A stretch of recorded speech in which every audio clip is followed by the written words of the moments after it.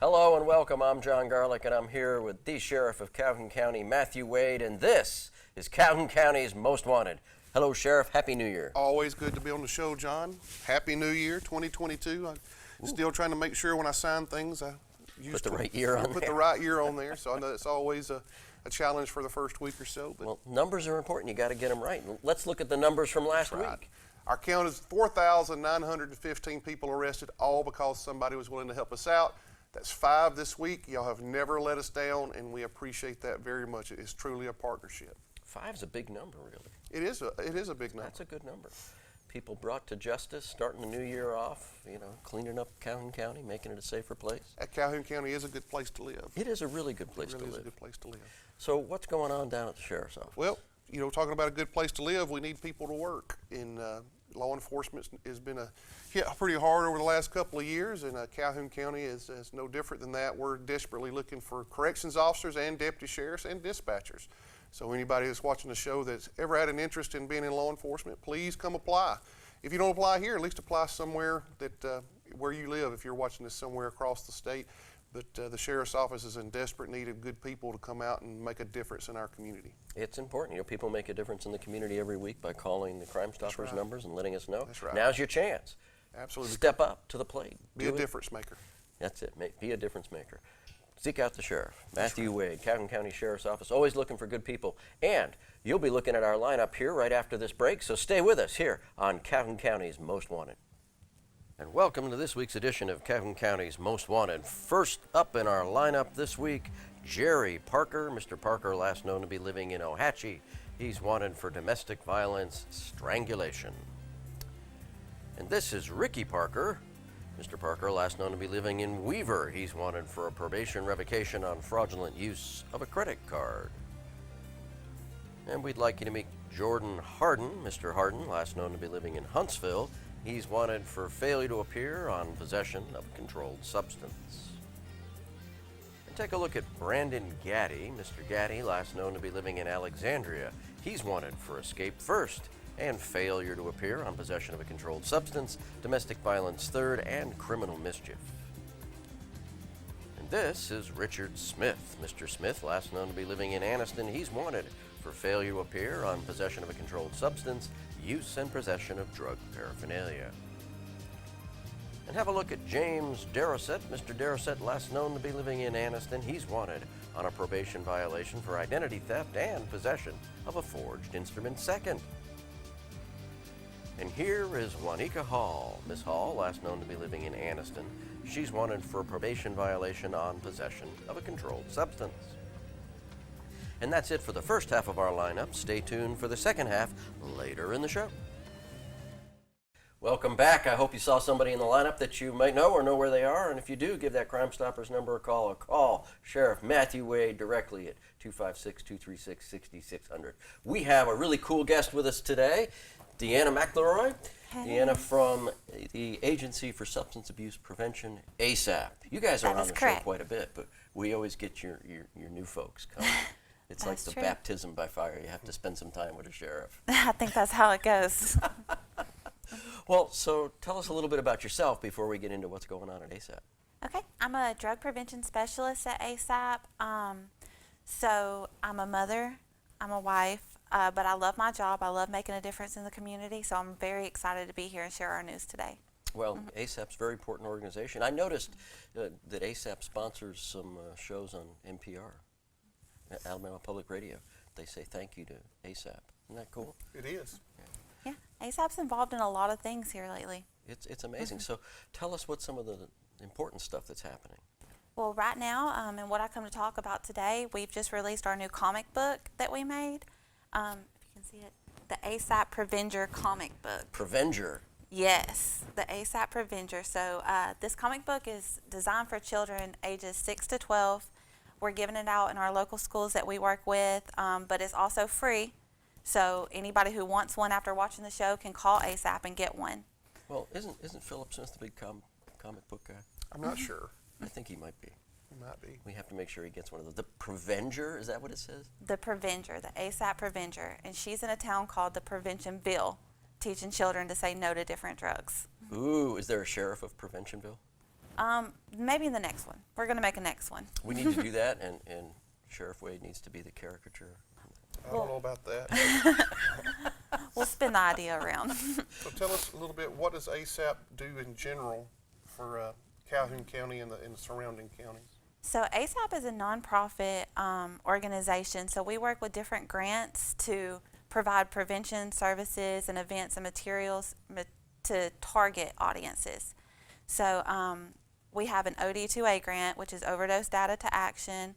We work with the HBCU and community college students, and then our regular block grants. And we recently got a service members, veterans, and their families grant to work with veterans and their families. So we're really excited about that one too. And what we do is we organize campaigns, events. We recently had our taste event at Zen Park, just to provide prevention education to people in the community and materials and things needed. You do Drug Take Back Day, and you've got some really good programs in the school. Aren't you guys doing Why Try? We do Why Try and the Mendez Too Good for Drugs in schools too. That's fantastic. Do you get to go in the schools and do that? I don't, but we have really great people who do. ASAP has a lot of wonderful people down there. They do. Sayram's a good guy. He raises a lot of money, doesn't he? He does. Yes. Well, tell us a little bit more. So we've got the comic book. What else is coming up here in the next couple of weeks or so? So Drug Take Back Day is coming up in April. That's a big one. So we're definitely planning for that. We have more locations this time than before. So we have our HBCU grant. So we'll actually have one at Talladega College as well as in Huntsville with Redstone Arsenal for our veterans and militaries. People need to understand Drug Take Back Day is not, we're not asking people to come turn their marijuana in. They can if they want to, or whatever drugs, but most people need to understand that they have a plethora of addictive substances in their, everybody has a medicine cabinet, and that's how a lot of people get addicted, through prescription pain pills or something that's prescribed. Just because a doctor prescribes it doesn't mean that it can't be dangerous and that people can't get addicted to it. So the thing behind Drug Take Back Day, instead of flushing those down the toilet and contaminating water or leaving them for potential abuse, you can bring them and turn them in and they get disposed of properly. And we actually have a drug take back box in the sheriff's office itself where somebody can come in, put it in, nobody asks any questions, you just come in the lobby and put it in and leave. So there's nobody, you don't have to get anybody or anything else. So and that's there all year long. that's there every day, 365 days a year. You can just come in and put it like a old mailbox. People probably don't, younger people probably don't deal with mailboxes. You just open it up, put it in, close it, and it gets disposed of properly, and it doesn't contaminate the water system if you flush it down the toilet, and it's not at your home where young people can get it and abuse it, because if they want to get it, most medicine cabinets have stuff in there that's dangerous to them and addictive. And once somebody gets addictive, it's almost a lifelong thing to try to keep them from staying addicted. It's a struggle, and you guys take in stuff every day, and the drug take back days. How many? There, 2, 4 a year. How many of those are a year? We have 2 a year. Yeah. And do you remember how much was taken in the last time? The last time it was over 500 pounds. For the year total, it was over 1,000. Wow, 1,000 pounds of Pills. and sometimes it's syringes too. Pills and prescription medication that gets taken off the street, like the sheriff said. It's easy and quick to get addicted, and if you've got that stuff in your house and the kids are coming over, there you go. But we're going to take a break. We'll be back with more from ASAP and Deanna and the second half of this week's lineup. So stay with us on Calhoun County's Most Wanted. And welcome to the second half of our lineup. First up this half, Wesley Tidwell. Mr. Tidwell, last known to be living in Center, he's wanted for a probation violation on possession of a controlled substance. And take a look at Clifton Smith. Mr. Smith, last known to be living in Atlanta, Georgia. He's wanted for a probation violation on possession of a forged instrument. And this is Corey Howell. Mr. Howell, last known to be living in Oxford, he's wanted on a probation violation for possession of a controlled substance. And meet Edward Nettles. Mr. Nettles, last known to be living in Montgomery, he's wanted for failure to appear on theft of property first. Have a look at Tyler Webster. Mr. Webster, last known to be living in Lincoln. He's wanted for failure to appear on receiving stolen property first and theft of property third.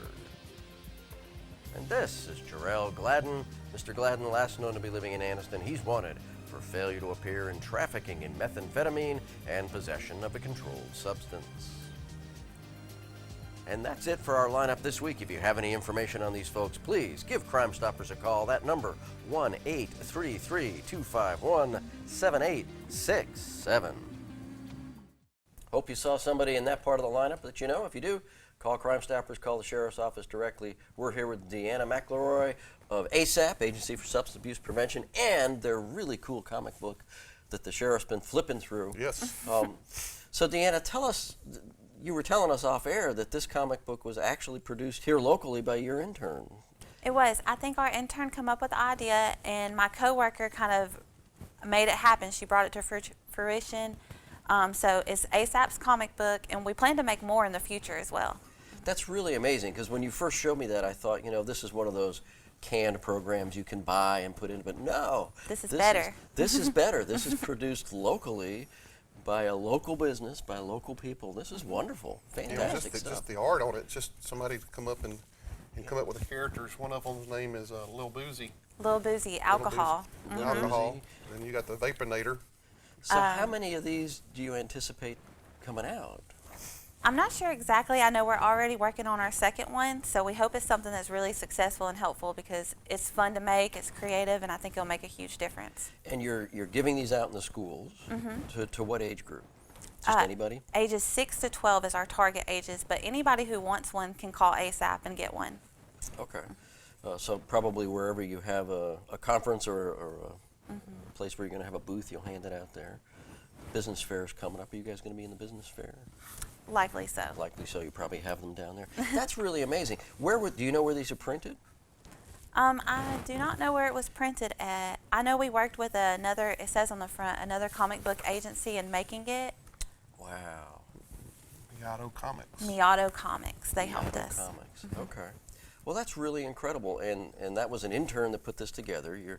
You hire interns. They come to you from JSU, or are interns another thing at ASAP? How does that work? I don't think they have to be from JSU. I think anyone that meets the age criteria can intern with us. So what is that? What if somebody's listening today and they want to be an intern at ASAP? How would they go about doing that? I know they could start by emailing agencyabuse@gmail.com and just talk to them about it. You have to meet like an age criteria, but it's a really wonderful opportunity and it's a paid internship. So when you say age requirement, what is the age requirement? I believe it's 18 to 24. 18 to 24. So if you're over 24, you're out of luck. You're too old. You should Too old. obtain the degree to work with us. Oh, hey, there you There's go. always an end around. Motivation. Here you go. Motivation. And so did you start out as an intern? Are you an intern now? No. Okay. They've hired you full time. So you have a Yes. degree. I do. In what's your degree? psychology. Psychology. Uh-oh. Uh-oh. Well, I have a degree in counseling. Does that count? I knew that. You have your LPC. I do. See, she knew that. Sheriff's got some advanced degrees too. I'm just trying to keep from being diagnosed. Too late, we missed that. So, Sheriff, you want to read from the comic book a little? I'm good. No. I'm good. I'm really impressed by this. So, ASAP's in the schools. Are you, now 6 to 12 was your age range for this. Are you also in the middle or in the high schools too? I don't think, I believe it's mostly elementary to middle school age because that would be, our target age.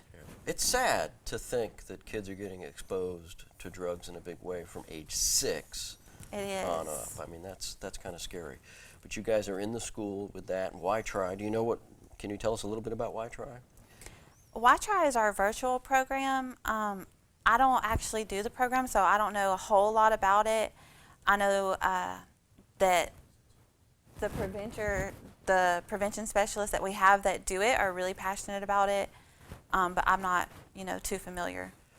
I think it's a kind of an emotional awareness program, making better decisions, that kind of stuff, and it's a really good program for kids, and I'm glad ASAP's in it. Once again, you talk about substance abuse and addiction, it's much easier to keep somebody from being addicted if they never try something. That's true. So, you know, I think that's the whole goal is, it's like cigarettes. People that are addicted to cigarettes, I think most of them would probably tell you, I don't know how I got started, I just smoked one, the next thing you know, I have to have them. I have that urge to have them, and I can't stop. So if you don't ever try it, you don't ever have to worry about quitting it. Right. So, and you know, I've never known anybody who has done drugs where it made their life better.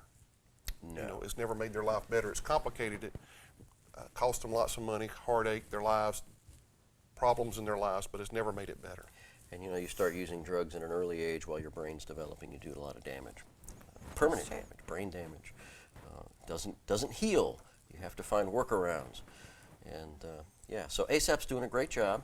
You don't have parenting programs. Do you have parenting programs? No. I don't think so, but your parents can use ASAP as a resource. We have mentoring programs. We have the Fatherhood Initiative and things like that, but not exactly parenting programs. So parents that are interested in getting some materials for drug prevention can contact ASAP. That email address is? agencyabuse@gmail.com, and the phone number is 256-831-4436. Thank you, Deanna. It's a pleasure having you Thank on the you so show. much. Thank you to ASAP, and we'll be back with the Crime Stoppers portion of the show and our crazy criminal here on Calhoun County's Most Wanted.